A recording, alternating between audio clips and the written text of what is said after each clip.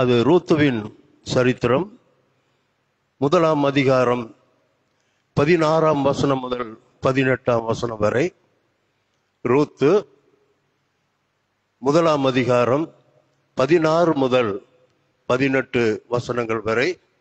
335வது பக்கம் 335.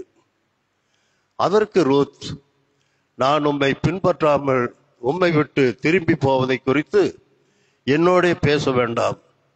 நீர் போகும் இடத்திற்கு நானும் வருவேன், நீர் தங்கும் இடத்திலே நானும் தங்குவேன். உம்முடைய ஜனம் என்னுடைய ஜனம், உம்முடைய தேவன் என்னுடைய தேவன். நீர் மரணம் அடையும் இடத்திலே நானும் மரணம் அடைந்து அங்கே அடக்கம் பண்ணப்படுவேன். மரணமே அல்லாமல் வேறொன்றும் உம்மை விட்டு என்னை பிரித்தால் கர்த்தர் அதற்கு சரியாகவும் அதற்கு அதிகமாகவும் எனக்கு செய்ய கடவர் என்றாள். அவள் தன்னோடே கூட வர மன உறுதியாய் இருக்கிறதை கண்டு அப்புறம் அதை குறித்து அவளோட ஒன்றும் பேசவில்லை என்பதை வாசிக்கும்படியாக குறிக்கப்பட்ட திருமறை பகுதி வாசித்தாயிற்று. தேவனே உமக்கே ஸ்தோத்திரம் உண்டாவதாக.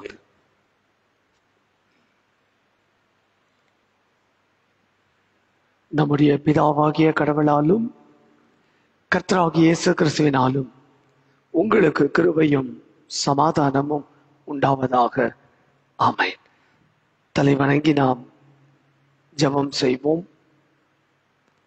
அன்பின் பரலோக தந்தையே, இந்த காலை வேளையில உம்முடைய வார்த்தைகளை கற்றுக்கொள்வதற்காக வந்திருக்கிறோம். மானானது நீரோடைகளை வாஞ்சித்து காத்திருப்பது போல இந்த காலை வேளையில உம்முடைய பாதத்திலே காத்திருக்கிறோம். எங்களோடு கூட ஆண்டவர் பேசுவீராக. இயேசுவின் நாமத்தில் ஜெபிக்கிறோம் பிதாவே, ஆமென். ஆண்டவரும் அருமை இரட்சகருமாகிய இயேசு கிறிஸ்துவின் விலையேற பெற்ற அன்பின் திருப்பெயரால் இந்த காலை பொழுதில் ஆண்டவரை வழிபட வந்திருக்கிற உங்களை அத்துணை பேரையும் அன்போடு கூட செய்தி வேளைக்கு வாழ்த்து சொல்லி வரவேற்கிறேன். கடந்த 3 நாட்களாக the attitudes of women in unusual situations in the Bible, விவிலியத்தில் அசாதாரணமான சூழ்நிலைகளில் பெண்களின் அணுகுமுறை என்ற தலைப்பில் ரெபேக்காள், அன்னாள், யாகேல் இந்த 3 பெண்களும் தங்களுடைய வாழ்க்கையில அவர்கள் சந்தித்த அசாதாரணமான சூழலின் மத்தியில அவருடைய அணுகுமுறை எப்படி இருந்தது என்பதை நாம் கற்றுக்கொண்டோம். இன்றைக்கு மற்றும் ஒரு பெண்மணி தன் வாழ்க்கையின் பாதையில தான் சந்தித்த அசாதாரணமான சூழ்நிலைகளின் மத்தியில எத்தகைய அணுகுமுறையை மேற்கொண்டாள் என்பதை கற்றுக்கொள்ள போகிறோம். ஒரு பிரச்சனையில அதற்கு ஒரு தீர்வை அணுகுவதற்கு அல்லது தீர்வை பெறுவதற்கு அந்த அணுகுமுறைதான் பெரும்பாலும் காரணமாய் இருக்கும். ஒரு பிரச்சனையுடைய தீவிரத்தை புரிந்து கொண்டு எப்படி அணுகினால் அந்த சிக்கலுக்கு ஒரு நல்ல தீர்வை பெற்றுக்கொள்ள முடியும் என்பதை நாம் அறிந்திருக்கிறோம். அது குடும்பமாயிருந்தாலும், திருச்சபையாயிருந்தாலும், சமூகமாயிருந்தாலும் அந்த சிக்கல்களை நாம் எப்படி அணுகுகிறோம் என்பதிலே தான் அதிலே ஒரு நல்ல தீர்வு கிடைக்குமா கிடைக்காதா என்பதை நாம் பார்க்க முடியும். நீதிமொழிகளின் புத்தகத்தை நீங்கள் வாசித்து பார்த்தால் சாலமோன் அரசன் வாழ்வியல் சார்ந்து அனுதின வாழ்க்கையில, சமூக வாழ்க்கையில, குடும்ப வாழ்க்கையில மனிதர்கள் சந்திக்கிற the day to day affairs, அனுதின பிரச்சனைகளை நாம் எப்படி அணுக வேண்டும் என்பதை குறித்த பல குறிப்புகளை அவர் கொடுத்திருப்பார். மெதுவான மாருத்திரம் தமிழ் அப்படி போட்டிருக்கோம். அதாவது ஒருத்தர் கோபமோடு பேசுகிற போது நம்முடைய பதில் அமைதலாய் பதில் இருந்தால் அது எப்பேற்பட்ட மனிதனுடைய கோபத்தையும் என்ன செய்யும்? தனித்து விடும். இப்படி நீதிமொழிகள் புத்தகத்தை நீங்கள் வாசித்தால் ஏராளமான அணுகுமுறைகளை அவர் அங்கே சொல்லி இருப்பார். இன்றைக்கு ரூத் என்ற மோவாபிய தேசத்து பெண் தன்னுடைய வாழ்க்கையில அவள் சந்தித்த பிரச்சனைகளுக்கு மத்தியில எப்படி அந்த பிரச்சனைகளை அணுகினால் அதன் மூலமா எப்படி தீர்வை பெற்றுக்கொண்டாள் என்று நாம் கற்றுக்கொள்ள போகிறோம். ரூத் என்கிற இந்த பெயருக்கு ஃப்ரெண்ட், தோழி அல்லது கம்பேஷனேட் ஃப்ரெண்ட், இரக்கமுள்ள தோழி என்று சொல்லி அதற்கு பொருள். நம்ம எல்லாரும் அறிந்தபடி இவள் ஒரு யூத பெண் அல்ல, இவள் ஒரு மோவாபிய தேசத்தைச் சேர்ந்த ஒரு பெண். நகோமியும் எலிமெலேக்கும் யூதா கோத்திரத்தை சார்ந்த மக்கள். அவர்கள் அப்பத்தின் வீடாகிய பெத்லகேமை விட்டுவிட்டு பெத்லகேமிலே பஞ்சம் வந்தபோது பிழைப்பதற்காக சாபத்தீடான தேசமான மோவாப் தேசத்துக்கு போகிறார்கள். அந்த புத்தகம் துவங்குகிற போது ஒரு வருத்தத்தின் செய்தியோடு, ஒரு குறைவின் செய்தியோடு தான் அந்த புத்தகம் துவங்குகிறது. பெத்லகேமில அப்பத்தின் வீட்டில பஞ்சம். ஆகவே அங்கே இருந்து புறப்பட்டு மோவாப் தேசத்துக்கு போகிறார்கள். மோவாபில தங்கி இருக்கிறார்கள். அவருடைய 2 பிள்ளைகள் எலிமெலேக்குக்கும் நகோமுக்கும் பிறந்த 2 பிள்ளைகள் மக்லோன், கிலியோன். அவர்களுக்கு அந்த மோவாப் தேசத்திலேயே பெண்ணெடுக்கிறார்கள். ரூத், ஓர்பாள் வாழுகிறார்கள். ஒரு குறிப்பிட்ட காலம் வருகிறது, எலிமெலேக்கு மரித்து போகிறான். அவருடைய 2 குமாரர்கள் மக்லோன், கிலியோன் 2 பேரும் மரித்து போகிறார்கள். ஒரு வீட்டில 3 விதவைகள். ஒரு துக்ககரமான வேதனையான ஒரு சூழலை இந்த முதல் அதிகாரம் நமக்கு படம் பிடித்து காட்டுகிறது. இந்த சூழ்நிலையில வயதிலே மூத்த நகோமி தன்னுடைய மருமகளான ரூத்தும் ஓர்பாளும் இளம் விதவைகளாக இருக்கிறதை பார்க்கிறாள். அந்த காலத்தில் யூத முறைப்படி ஒருவேளை கணவன் இறந்து விட்டால், குழந்தை செல்வம் இல்லாமல் அந்த கணவன் இறந்து விட்டால், அந்த மனைவி அந்த கணவனுடைய சகோதரனை என்ன செய்யலாம்? திருமணம் செய்து கொள்ளலாம். அப்படி ஒரு முறைமை இருந்தது. ஆனால் இங்கே அதற்கும் வாய்ப்பில்லாத ஒரு சூழ்நிலை. ஆகவே நகோமி சொல்லுகிறாள், தயவு செய்து என்னோடு கூட நீங்கள் இருக்க வேண்டாம். எங்க போயிருங்க? உங்க அம்மா அப்பா வீட்டுக்கு போயிருங்க. உங்களுடைய வாழ்க்கையை நீங்கள் தெரிந்தெடுத்துக் கொள்ளுங்கள். இனி என்னோடு கூட இருந்து விதவையாகவே வாழ்நாள் முழுவதும் நீங்கள் வாழ வேண்டியது என்ன? உங்க ஊருக்கு போயிருங்க, நான் எங்க ஊருக்கு போயிடுறேன், நீங்க நல்லா இருங்க என்று சொல்லி ஒரு யோசனையை 2 மருமகளுக்கும் சொல்லுகிறாள். துவக்கத்தில் 2 பேரும் மறுக்கிறார்கள். அதன் பிறகு நகோமி வற்புறுத்தி சொல்லுகிற போது ஓர்பாள் தன்னுடைய தாய் வீட்டுக்கு போவதற்கு சம்மதித்து புறப்பட்டு போகிறாள். ரூத்தை பார்க்கும் போது ரூத் சொல்லுகிறாள், நான் உம்மோடு கூட வரவில்லை, உம்மோடு தான் வருவேன், என்னுடைய அம்மா வீட்டுக்கு நான் போக போவதில்லை, எந்த சூழ்நிலை வந்தாலும் நான் உன்னோடு கூட வருகிறேன். இப்படி இந்த அதிகாரம் துவங்குகிறது. இந்த 4 அதிகாரங்களை 4 விதமான பார்வையில இந்த கால வேளையில பார்க்க போகிறோம். ஒன்று, பிரச்சனை என்ன? What was the issue? அந்த குடும்பத்துல பிரச்சனை என்ன?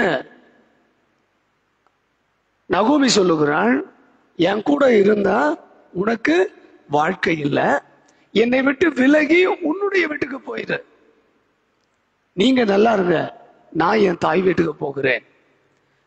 இப்படி தன்னுடைய மாமியார் சொல்லுகிறதை ரூத் கேட்கிறாள். That was the issue. இந்த பிரச்சனையை ரூத் எப்படி அணுகுகிறாள்? The attitude of Ruth towards this issue. இந்த பிரச்சனையை அவள் எப்படி பார்க்கிறாள், எப்படி அணுகுகிறாள் என்றால், என் வாழ்க்கை நல்லா இருக்கணும்னு என் மாமியார் நினைக்கிறாங்க. ஆனால் இந்த உலகத்துல எங்க மாமியாருக்கு இனி யாருமே இல்லை, கணவன் இல்லை, 2 பசங்களும் இறந்துட்டாங்க. நாங்க 2 பேரும் போயாச்சுன்னா எங்க அம்மா என்ன, எங்க மாமியார் என்ன ஆயிடுவாங்க? அனாதை ஆயிடுவாங்க. அவங்கள வயதான காலத்துல பாதுகாக்கவோ பராமரிக்கவோ ஒருவருமே இருக்க மாட்டாங்க. எத்தனையோ வருஷத்துக்கு பிறகு மறுபடியும் அவங்க ஊருக்கு போறாங்க. அந்த ஊர்ல அவங்க யாரு ஏத்துப்பா? அவங்க எப்படி சாப்பிடுவாங்க? எங்க தங்குவாங்க? Thinking on the side of the afflicted, பாதிக்கப்பட்ட மக்களின் இடத்தில் இருந்து சிந்திக்கிற ஒரு அணுகுமுறை. பல நேரங்களில் மனிதர்கள் தன்னுடைய இடத்தில் இருந்து தங்களை குறித்து சிந்தித்துக் கொண்டிருப்பதுதான் ஒரு பொதுவான இயல்பு. ஆனால் பாதிக்கப்பட்ட மக்களுடைய நிலையில் இருந்து நானும் போயிட்டா அவங்க என்ன பண்ணுவாங்க? இதுதான் ரூத்தினுடைய அணுகுமுறை. அவங்க எப்படியோ போட்டோம். இப்படி நினைக்கிற உலகத்தில் ரூத்தினுடைய அணுகுமுறை வித்தியாசமானதா இருக்கிறது. சரி, இந்த அணுகுமுறைக்கு என்ன தீர்வு? What was the solution? தீர்வு என்ன? தெளிவாக சொல்லுகிறாள், நான் உங்களோடு கூட வருவேன். நான் உம்மை பின்பற்றாமல் உம்மை விட்டு திரும்பி போவதை குறித்து என்னோட பேச வேண்டாம். உங்களை விட்டுட்டு போற காரியத்தை இனிமேல் பேசாதீங்க. நீ போகும் இடத்திற்கு நானும் வருவேன். நீங்க எங்க போறீங்களோ அங்க நானும் வரேன். நீர் தங்கும் இடத்துல நானும் தங்குவேன். இந்த 2க்கும் மிக முக்கியமான அர்த்தம் இருக்கிறது. ரூத்துக்கு பெத்லகேம் எப்படி இருக்குன்னு தெரியாது. கானான் தேசம் எப்படி இருக்கிறது தெரியாது. அங்க இருக்கிற மக்கள் எப்படி இருப்பார்கள் தெரியாது. ஒண்ணுமே தெரியாத சூழ்நிலையில ரூத்தினுடைய அணுகுமுறை, நீர் போகும் இடத்திற்கு நானும் வருவேன். அது எப்படி இருந்தாலும் பரவாயில்ல. நீ தங்கும் இடத்துல நானும் தங்குவேன். நமக்கு ஒரு வீடு இருந்து கிராமத்துல, அந்த வீட்டுக்கு வருஷக்கணக்கா போகாம இருந்தா அந்த வீடு எப்படி இருக்கும் என்பதை நாம் எல்லாரும் என்ன செய்வோம்? நன்றாக அறிவோம். அந்த வீட்டுல குடியிருக்கிறதுக்கு முன்னாடி கிட்டத்தட்ட மினிமம் ஒரு 3 நாளாவது அந்த வீட்டை என்ன செய்யணும்? சுத்தம் பண்ணி பராமரிச்சு. குடியில்லாத வீடு எப்படி வேணாலும் இருக்கும் இல்லையா? அப்ப இந்த அம்மாவுக்கு பிரச்சனை, 2வது பிரச்சனை, அங்க போய் எங்க குடியிருப்போம்? நீ போகும் இடத்திற்கு நானும் வருவேன். நீங்க எங்க தங்கினாலும் சரி, நாங்க தங்குறேன். பொதுவாகவே பெண் பிள்ளைகளுக்கு அம்மா வீட்டுக்கு போறது, அப்பா வீட்டுக்கு போறது என்றால் திருமணத்துக்கு பிறகு அது மாதிரி ஒரு மகிழ்ச்சி வேற ஒண்ணுமே இல்லை இல்லையா? அப்பா வீட்டுக்கு போனோம், அம்மா வீட்டுக்கு போனோம், அங்க போய் என்ன செய்யலாம்? கொஞ்சம் ரெஸ்ட் எடுக்கலாம். அந்த வீட்டினுடைய சந்தோஷம் எப்போதுமே பெண் பிள்ளைகளுக்கு தனியாக இருக்கும். இத்தனை வசதிகள், இத்தனை அன்பு, இத்தனை பரிவு எல்லாத்தையும் விட்டுட்டு அந்த வீடு எப்படி இருக்குன்னு தெரியாது, அந்த ஊர் எப்படி இருக்குன்னு தெரியாது. நம்ம தைரியமா சொல்றாங்க, நீ போகும் இடத்திற்கு நானும் வருவேன், நீ தங்கும் இடத்துல நானும் தங்குவேன். மூன்றாவது, உம்முடைய ஜனம் என்னுடைய ஜனம். இனி எனக்குன்னு என்ன கிடையாது, தனியா ஒரு வாழ்க்கை கிடையாது. உன்னுடைய வாழ்க்கை தான் என்னுடைய வாழ்க்கை, உன்னுடைய உறவுகள் தான் என்னுடைய உறவு. இப்படியெல்லாம் பேசுவதற்கு ஒரு நல்ல மனது வேணும், ஒரு நல்ல இதயம் வேணும், இல்லையா? ரொம்ப தைரியமா தெளிவாக பேசுகிறார்கள்.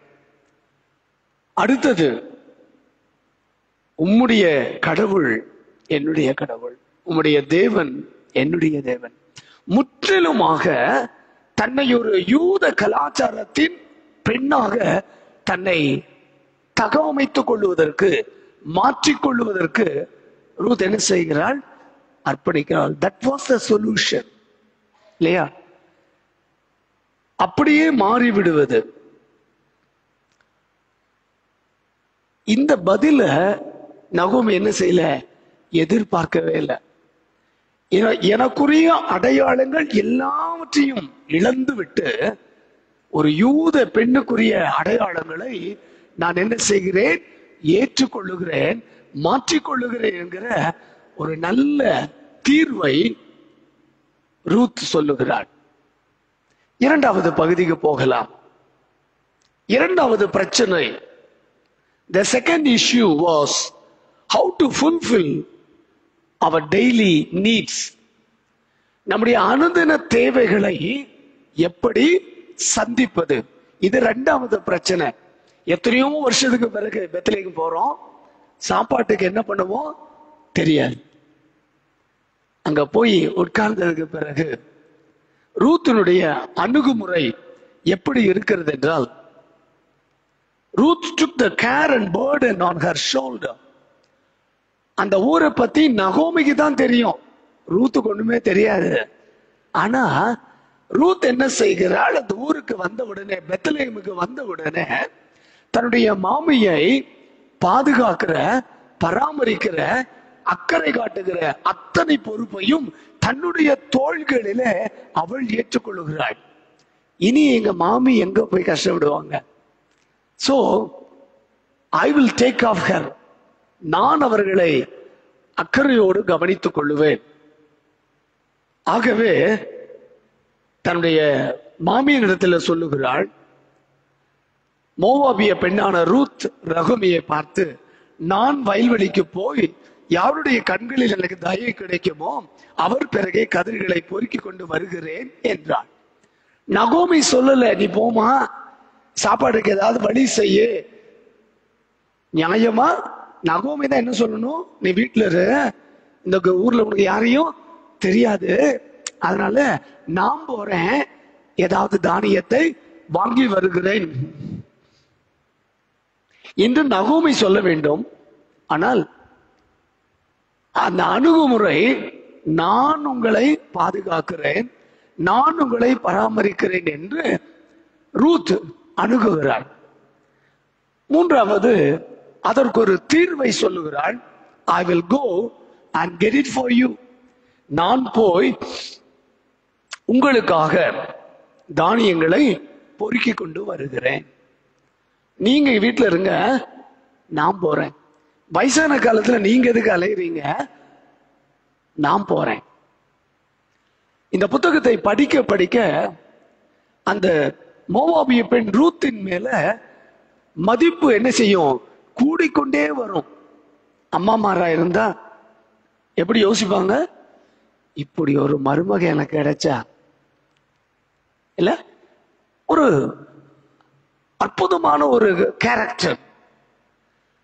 I will go and get it for you. நான் போய் உங்களுக்கு எல்லாவற்றையும் கொண்டு வந்து தருகிறேன். மூன்றாவது பிரச்சனை, the third issue was where to go and whom to ask. எங்கே போவது, யாரிடத்திலே கேட்பது, இல்லையா? புதுசா ஒரு இடத்துக்கு போகும்போது எல்லாருக்கும் இருக்கிற ஒரு பிரச்சனை இது. யாரையுமே தெரியாது. நான் முதல் முறையாக கோத்தகிரி பகுதியில் பர்ன்சைட் எஸ்டேட்டுக்கு, அந்த எஸ்டேட் எங்க இருக்குன்னே எனக்கு தெரியாது. கோத்தகிரி போயிருக்கேன், அந்த பர்ன்சைட் அப்படிங்கிற பேரை கூட நான் கேட்டதில்லை. 1998 பிப்ரவரி மாதத்துல ஊழியத்திற்கான முதல் அப்பாயின்மெண்ட் ஆர்டர் எனக்கு வருகிறது. பர்ன்சைட் என்று போட்டிருக்கு, எங்க இருக்குன்னே தெரியாது. அதன் பிறகு மே மாதத்துல அந்த ஊர் எங்க இருக்கு என்று பார்க்கலாம் என்று நான் போயிருந்தேன். போய் பார்க்கும்போது முதல் நாள் எனக்கு கொஞ்சம் மன கஷ்டம் இருந்துச்சு. ஏன்னா அந்த ஊருக்கு போறதுக்கு ஒரே பஸ், 3 ட்ரிப்பு அந்த பஸ் வந்துட்டு போகும், அவ்வளவுதான். அப்ப எனக்கு 2 வீலர் எல்லாம் கிடையாது, அந்த பர்ன்சைட் எஸ்டேட்டையும் தெரியாது. அப்ப எனக்கு அங்க யாரையும் தெரிந்திருக்க வாய்ப்பில்லை. திருமணமாகி ஐயனம்மாவை கூட்டிட்டு நாங்க போகிறோம். அந்த இடத்துக்கு போகும்போது ஒரு இடத்துல ஒரு சோலை இருக்கும், பகல்லையே கருகும்னு இருக்கும், பகல்லையே அப்படி இருக்கும். காட்டெருமை கதவை திறந்தீங்கன்னா முன்னாடி நின்றுகிட்டு இருக்கும். வெயில் காலத்துல சிறுத்தை வீட்டுக்கு முன்னாடி ஒரு ஸ்டேஜ் இருக்கும், அங்க படுத்துக்கும். வீடு சந்திப்புக்கு போனா கையில பந்தத்தை கொளுத்திட்டு போகணும். ஏன்னா கரடி ஆகஸ்ட், செப்டம்பர், அக்டோபர் 3 நாட்களும் நவாப்பழ சீசன்ல கரடி இருக்கும்.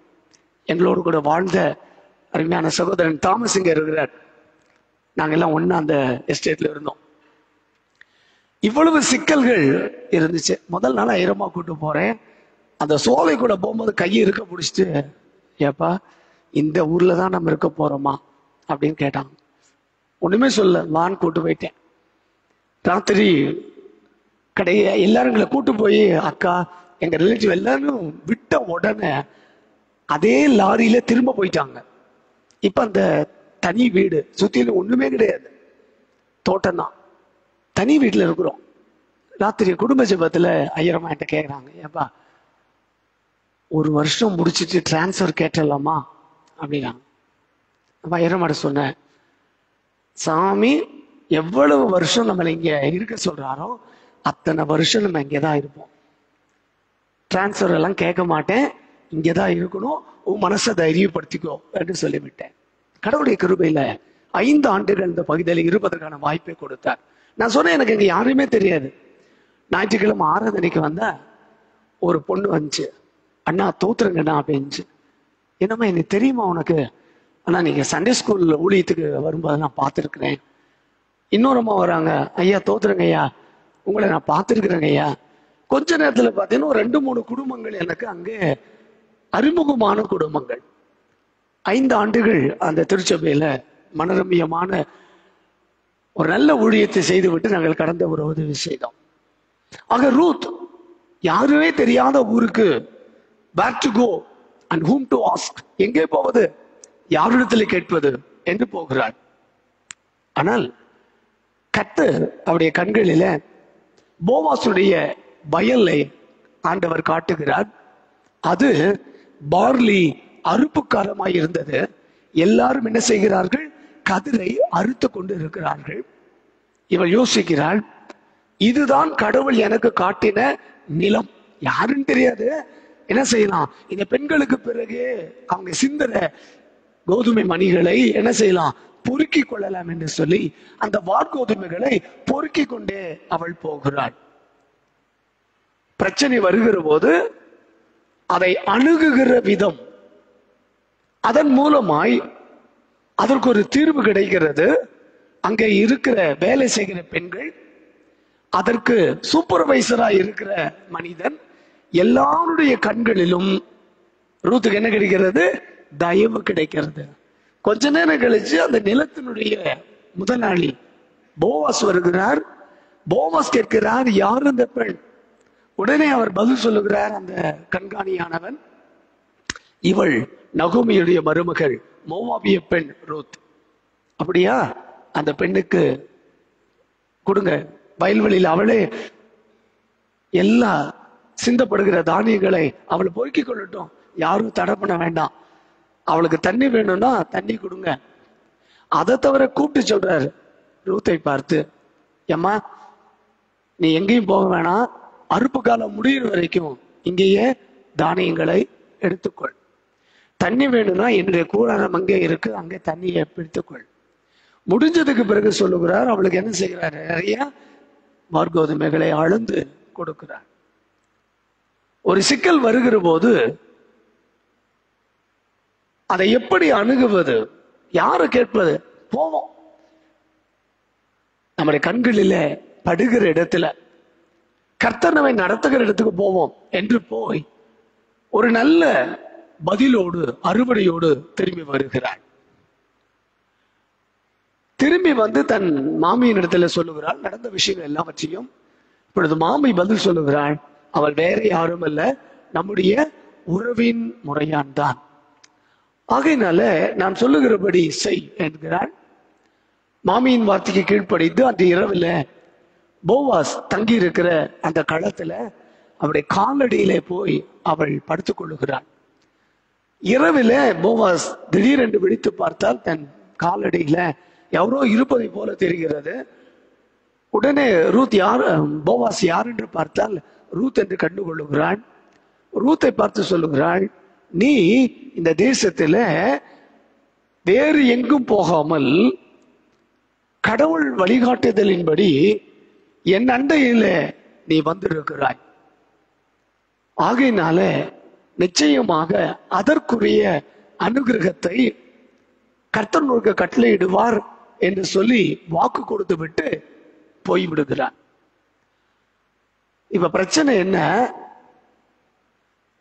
ரூத்தினுடைய மனதிலும் நகோமியுடைய மனதிலும் இந்த போவாஸ் தன்னுடைய மருமகளுக்கு கணவனாய் வர வேண்டும் என்பது நகோமியுடைய விருப்பம். ஏனென்றால் இந்த போவாஸ் எலிமெலேக்குக்கு நெருங்கிய உறவின் முறையான். ஆகவேதான் போவாஸ் சொல்லுகிறாள், நீ என்ன வேற எந்த வாலிபரிடத்திலும் நீ போய்விடாமல், இல்லையா, என்னுடைய பாதத்தண்டையில நீ வந்திருக்கிறாய். 3ஆம் அதிகாரம் 10வது வசனத்துல, மகளே நீ கர்த்தரால் ஆசீர்வதிக்கப்படுவாயாக, நீ தரித்திரரும் ஐஸ்வர்யமான்களுமான வாலிபர்களின் பிறகே போகாததினால் உன் முந்தின நற்குணத்தை பார்க்கிலும் உன் பிந்தின நற்குணம் உத்தமமாய் இருக்கிறது. இப்போது மகளே நீ பயப்படாதே, உனக்கு வேண்டியதெல்லாம் செய்வேன், நீ குணசாலி என்பதை என் ஜனமாகிய ஊரார் எல்லாரும் அறிவார்கள். 4வது சிக்கல், அவருடைய வாழ்க்கை அமைய வேண்டும், அந்த வாழ்க்கை முறையாக அமைய வேண்டும். அதுதான் பிரச்சனை, இல்லையா? திருமணமாகி விதவையா இருக்கிறவர்களுக்கு திருமணம் நடக்கிற போது அது எப்படிப்பட்ட திருமணமா இருக்கணும்? முறையான திருமணமா இருக்கணும். இல்லை என்றால் யூத வழக்கத்தின்படி அவள் வேசி என்றும் விபச்சாரி என்றும் கருதப்பட்டு கல்லறிந்து கொல்லப்படுவாள். அப்படி ஒரு பெரிய ஆபத்து அங்க இருக்கிறது, அங்க ஒரு பெரிய பிரச்சனை இருக்கிறது. அந்த பிரச்சனைக்கு ஒரு நல்ல தீர்வை நகோமி சொல்ல, அந்த தீர்வை ஏற்றுக்கொண்டு போவாசின் பாதப்படியில அவள் அமர்ந்திருக்கிறாள், விடிய விடிய அமர்ந்திருக்கிறாள். அதை உணர்ந்து கொண்டு போவாஸ் சொல்லுகிறாள், வேற எங்கேயும் போகாம உன்னுடைய உறவின் முறையில திருமணம் செய்து கொள்ள வேண்டும், உன் உறவின் முறையை சார்ந்து முறையாக இந்த தேசத்திலே வாழ வேண்டும் என்று வந்திருக்கிறாய். ஆகவே நான் நிச்சயமாய் செய்வேன் என்று சொல்லி கடந்து போகிறார். இப்பொழுது அதற்கு ஒரு தீர்வு வருகிறது. போவாஸ் போய் ஒலிமுக வாசலில் நின்று சொல்லுகிறான், எலிமெலேக்கு தன்னுடைய நிலத்தை விற்க போகிறான். ஆகவே அதற்கு 2 பேர் எப்படி இருக்காங்க, உறவுல இருக்காங்க. அந்த மனிதனை கூப்பிடுகிறான், எப்ப எலிமெலேக்கு நிலத்தை நகோமி விற்க போறாங்க, நீதான் முதல்ல வாங்குறதுக்கான தகுதி உனக்கு தான் இருக்கு, நீ வாங்கலைன்னா அடுத்தது நான் வாங்கலாம். இந்த நிலத்தை வாங்குறவன் எலிமெலேக்கின் மனைவி என்ன செய்யணும், திருமணம் செய்து கொள்ள வேண்டும். அப்புறம் இந்த மனிதன் சொல்லுகிறான், வேண்டாம்பா, எனக்கு நிலமும் வேண்டாம் எலிமெலக்கின் மனைவியும் எனக்கு வேண்டாம். மற்ற ஊரார் மத்தியில ஒரு உடன்படிக்கை செய்து தன் பாதரட்சைகளை கழட்டி கொடுத்து அந்த நிலத்தையும் ரூத்தையும் அவன் என்ன செய்கிறார்? முறைப்படி பெற்றுக் கொள்ளுகிறான். அதான் முக்கியமான ஒரு விஷயம். முறைப்படி பெற்றுக் கொள்ளுகிறான். அவருடைய அணுகுமுறை ஒரு நல்ல தீர்வுக்கு வழிகாட்டினது. விதவையான ஒரு பெண் தன் மனம் போல வாழுகிற காலத்தில், தரித்திரருக்கு பின்னால, ஐஸ்வர்யவான வாலிபர்களுக்கு பின்னால போய்கொண்டிருக்கிற காலத்தில், இந்த பெண் முறையான ஒரு வாழ்க்கை எனக்கு அமைய வேண்டும் என்று சொல்லி காத்திருந்தாள். இப்பொழுது தீர்வு வருகிறது. அந்த நிலத்தை போவாஸ் பெற்றுக் கொள்ளுகிறான். ரூத்தையும் தன் மனைவியாக ஏற்றுக்கொள்ளுகிறான். இந்த நாளில் பிரச்சனை, அதனுடைய அணுகுமுறை, அதற்கான தீர்வு என்று 4 பகுதிகளாக இந்த ரூத்தின் சரித்திரத்தை கற்றுக்கொள்வதற்கு கர்த்தர் உதவி செய்தார். இந்த கால வேளையில யோசித்து பாருங்கள். நம்முடைய ஒவ்வொரு நாள் வாழ்க்கையிலும் நாமும் பிரச்சனைகளை சந்திக்கிறோம், சிக்கல்களை சந்திக்கிறோம். அந்த பிரச்சனைகளை, சிக்கல்களை எப்படி அணுகுகிறோம்? அதற்கான தீர்வை எப்படி பெற்றுக்கொள்ளுகிறோம்? உச்சகட்டமாக மோவாபிய பெண்ணாய் இருந்தவள் இப்பொழுது இஸ்ரவேலின் பெண்ணாக தன்னை மாற்றிக் கொள்ளுகிறாள்.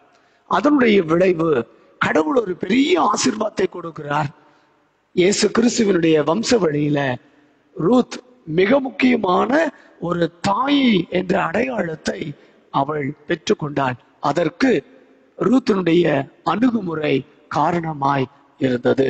நாளைய தினம் மற்றும் ஒரு பெண்மணியோடு கூட, அவருடைய வரலாற்றின் பின்னணியங்களோடு கூட புதிய செய்தியை நாம் கற்றுக்கொள்ளலாம்.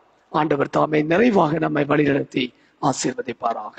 ஆமென். எழுந்து நின்று கீர்த்தனை